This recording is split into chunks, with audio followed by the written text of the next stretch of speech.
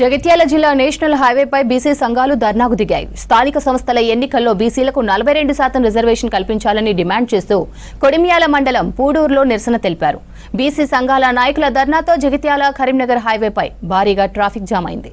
జనాభా ప్రాతిపదికన రిజర్వేషన్లు కల్పించాలని డిమాండ్ చేశారు బీసీ సంఘాల నేతలు.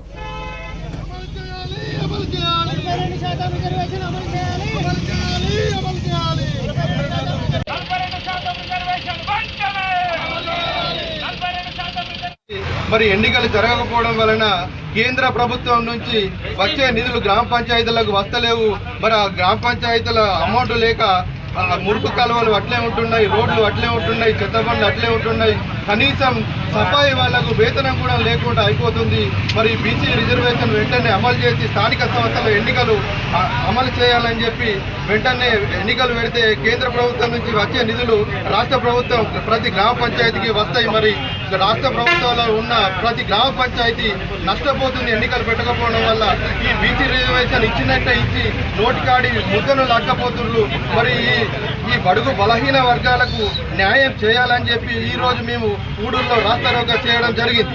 ఎక్కడైనా ఏ ఉద్యమమైనా కొడిమ్యాలతోటే ప్రారంభమవుతుంది కాబట్టి ఈ బీసీ ఉద్యమం కూడా కొడిమ్యాలలోనే ప్రారంభమైంది.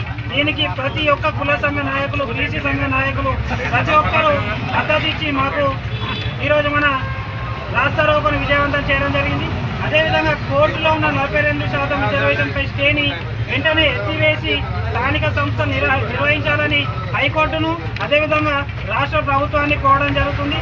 ఎలాగైతే మాకు జనాభా ప్రాతిపదికన 42% అమలు చేస్తామని ప్రభుత్వం హామీ ఇచ్చిందో ఆ హామీని నెరవేర్చుకొని మాకు స్థానిక సంస్థ నిర్వహించాలి. అట్టి స్థానిక సంస్థ నిర్వహించి గ్రామ సర్పంచులు ఎన్నుకునే విధంగా